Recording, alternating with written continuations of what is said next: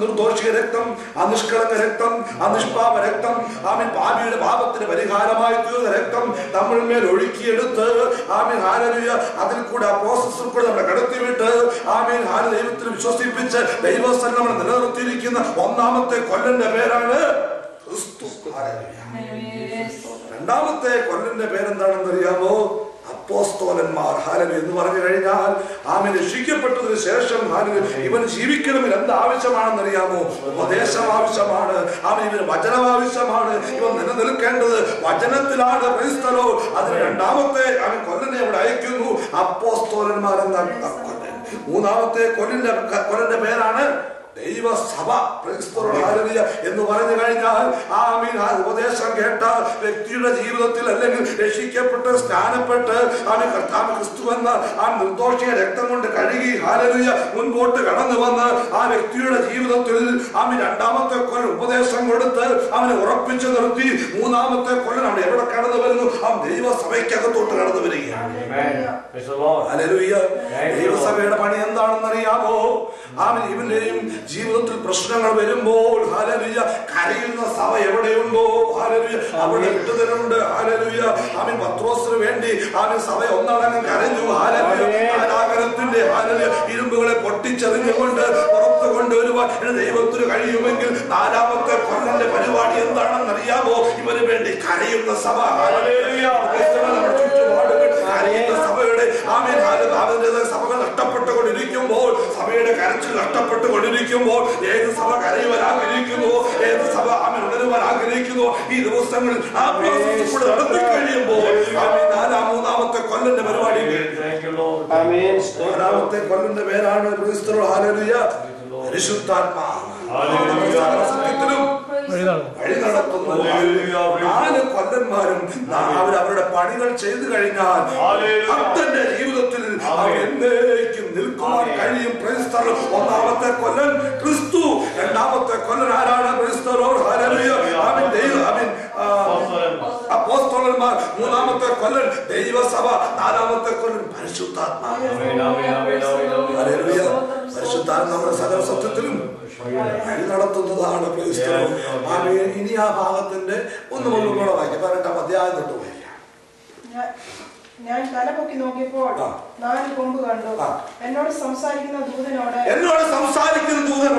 ഇവ എന്താകുന്നുവെന്ന് ഞാൻ ചോദിച്ചതിന് അവൻ എന്നോട് ഇവ യഹൂദയെയും ഇസ്രായേലിനെയും യെരൂശലേമിനെയും ചിതറിച്ചു കളഞ്ഞ കൊമ്പുകളെന്ന്. യഹൂദയെയും ഇസ്രായേലിനെയും യെരൂശലേമിനെയും ചിതറിച്ചു കളഞ്ഞ കൊമ്പുകളെന്ന് പറഞ്ഞു. Hallelujah, praise the Lord.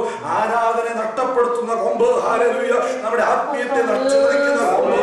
ഒരു വ്യക്തി മുമ്പോട്ട് കടന്നു വരുമ്പോൾ ആത്മീയത്തിൽ അവനൊന്നും ഉയരാൻ ആഗ്രഹിക്കുമ്പോൾ, ഒരു സ്റ്റെപ്പ് എടുത്ത് വയ്ക്കുവാൻ ആഗ്രഹിക്കുമ്പോൾ അവന്റെ ആരാധന ചിതറിച്ചു കളഞ്ഞുകൊണ്ട്, അവന്റെ ആത്മീയത്തെ ചിതറിച്ചു കളഞ്ഞുകൊണ്ട്, അവന്റെ ആത്മീയ കൂട്ടായ്മ ചിതറിച്ചു കളഞ്ഞുകൊണ്ട് അവനെ തകർക്കുവാൻ നോക്കുന്ന അവൻ കൊമ്പനെയാണ് ആത്മാവോട് കാണിച്ചു കൊടുക്കുന്നത്. രാത്രികാലം ഹല്ലേലൂയ ഒരു പ്രസംഗത്തിന് ഉദ്ദേശിച്ചത് 4 കൊമ്പുകളും 4 കൊമ്പിനെ ഒതുക്കുന്ന 4 കൊല്ലന്മാരും. 4 കൊമ്പുകളെ കുറിച്ച് ഞാൻ പറഞ്ഞല്ലോ.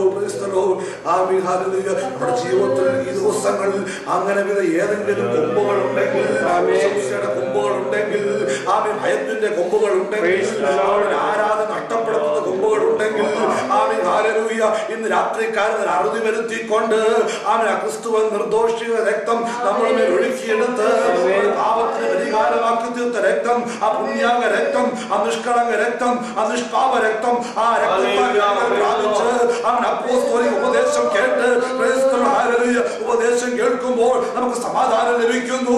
അവൻ ഉപദേശം കേൾക്കുമ്പോൾ നമ്മുടെ ഭാരങ്ങൾ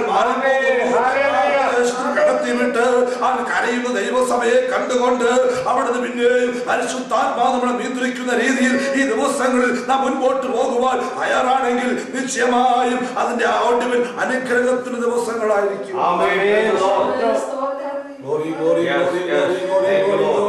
ഈ 4 കൊമ്പിനെ ഒതുക്കുവാൻ അവൻ 4 കൊല്ലന്മാരെ നിയമിച്ചിട്ടുണ്ടെങ്കിൽ വ്യക്തമാണ്. എന്റെയും നിന്റെയും ജീവിതത്തിൽ പൊങ്ങി വരുന്ന കൊമ്പുകളെ ഒതുക്കുവാൻ കഴിവുള്ള കൊല്ലന്മാരുള്ള കാര്യം നാം മറന്നു പോകുന്നു. ഇന്ന് പലരുടെയും ജീവിതത്തിൽ ആത്മീയം നഷ്ടപ്പെടുവാനുള്ള കാരണം എന്താണെന്ന് അറിയാമോ? അവരുടെ പ്രാർത്ഥന നഷ്ടപ്പെടുന്നത്, അവരുടെ ഉപവാസം നഷ്ടപ്പെടുന്നത്, അവരുടെ കൂട്ടായ്മ നഷ്ടപ്പെടുന്നത്, അവരുടെ പഴയ സ്നേഹം നഷ്ടപ്പെടുന്നത്. ഈ വക കൊമ്പുകൾ ജീവിതത്തിൽ കയറി വരുമ്പോഴാണ്. ആ ദിവസങ്ങളിൽ ആ കൊമ്പ് ഏതാണെന്ന് കണ്ടുപിടിച്ച് ആ കൊമ്പിന് പരിഹാരം വരുത്തിക്കൊണ്ട് ദൈവസന്നിധി നാം ഇരുന്ന് കഴിഞ്ഞാൽ നിശ്ചയമായും അനുഗ്രഹങ്ങൾ, ദൈവത്തിന്റെ വാഗ്ദത്തങ്ങൾ ഈ ദിവസങ്ങൾക്ക്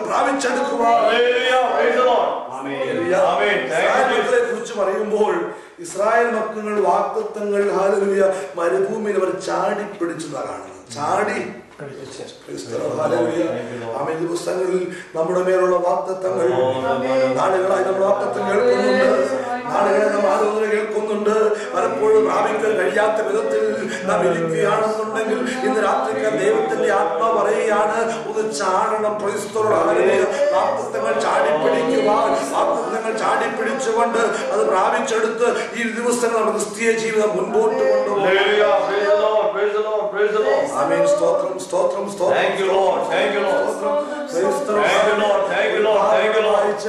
വേഗത്തിരിക്കാൻ താല്പര്യം യോനയുടെ പുസ്തകം.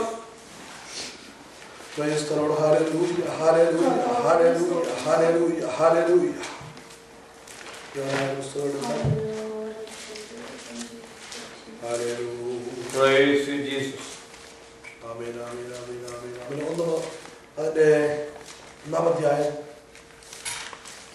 4-ാം വാക്യത്തിലേക്ക്. യോനയുടെ പുസ്തകം 1-ാം അധ്യായം.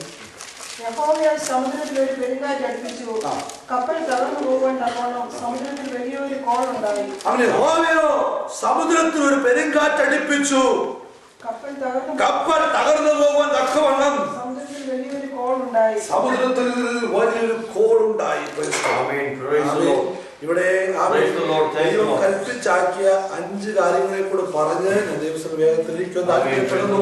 നാം ഇതുവരെ കേട്ടത് ക്രിസ്തു എന്താണെന്ന് അറിയാമോ? നമ്മുടെ ജീവിതത്തിൽ ദൈവത്തെ അറിഞ്ഞതിന് ശേഷം കടന്നു വന്ന 4 കൊമ്പുകളെ കുറിച്ചും അതിന് പരിഹാരം വരുത്തുന്ന 4 കൊല്ലന്മാരെ കുറിച്ചുമാണ്. എന്നാൽ ഒരു കൊല്ലനും കൂടെ ഇവിടെ അടങ്ങിയിരിപ്പുണ്ട്. ഏതെന്നറിയാമോ? ഞാൻ മുമ്പേ പറഞ്ഞല്ലോ, മനുഷ്യന് പലപ്പോഴും എന്തുണ്ട്? ലിറ്ററലി നമ്മൾ കൊമ്പ് കണ്ടില്ലെങ്കിൽ പോലും അനുസരിക്കാത്ത അല്ലെങ്കിൽ അനുസരണമില്ലാത്തൊരു കൊമ്പും ഈ പുസ്തകം, യോനയുടെ പുസ്തകം വായിക്കുമ്പോൾ ഇവിടെ ഈ യോനയ്ക്ക് എന്തുണ്ടായിരുന്നു? ഒരു കൊമ്പുണ്ടായിരുന്നു. പലപ്പോഴും ആലോചന കേട്ടിട്ട് ദൂത് കൊടുക്കുവാൻ വേണ്ടി ദൈവത്തിന്റെ ആത്മാവ് നീ പോയി എന്ത് ചെയ്യണം, ദൂത് അറിയിക്കാനൊക്കെ പറയും. യോന ഓടി അവിടുത്തെ ദൂതൊക്കെ പറയും. പക്ഷെ പറഞ്ഞ കാര്യമല്ല അവിടെ നടക്കുന്നത്. എന്ന് ദൂത് പറഞ്ഞാലും അതിന് വിപരീതമായിട്ടുള്ള സംഭവങ്ങൾ നടക്കുന്നത് കൊണ്ട് ഇവനൊരു കൊമ്പ് മുളച്ചു വന്ന് ഇനി എന്ത് പറഞ്ഞാലും ഞാൻ അനുസരിക്കത്തില്ല. ദൈവം അവിടെ പോകാൻ പറഞ്ഞാൽ അവൻ ഓപ്പോസിറ്റ് സ്ഥലത്ത് പോകുവാൻ. അതുകൊണ്ടാണ് ദൈവം പറഞ്ഞു, നീ എവിടെ പോയി പ്രവചിക്കണം? നിനവയ്ക്കെതിരായിട്ട് പ്രവചിക്കുവാൻ വേണ്ടി പറഞ്ഞു വിട്ട യോന പോയത് എവിടെയാണെന്നറിയാമോ? അവൻ കപ്പൽ മാറിക്കേറി. കഥകൾ നമുക്കറിയാം. എന്നാൽ ഇന്ന് ആ കഥയല്ല ഇവിടെ എടുക്കാൻ പോകുന്നത്. ഞാൻ വായിച്ചല്ലോ 1-ാം അധ്യായം 4-ാം വാക്യത്തിൽ യഹോവയായ ദൈവം സമുദ്രത്തിൽ എന്തടിപ്പിച്ചു?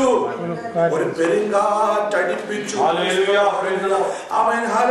യഹോവയായ ദൈവത്തെ അനുസരിക്കുന്ന ഈ പ്രപഞ്ച സമൂഹത്തെയാണ് കാണുന്നത്. ഒന്നാമതായി യഹോവയുടെ വാക്ക് അനുസരിച്ചത് ആരാണ്? സമുദ്രത്തിൽ ഒരു പെരുങ്കാറ്റടിപ്പിച്ചു. കാറ്റും കൂടെ എന്ത് ചെയ്യും? ദൈവത്തിന്റെ വാക്കുകൾ അനുസരിച്ചു. രണ്ടാമതായി വായിക്കാം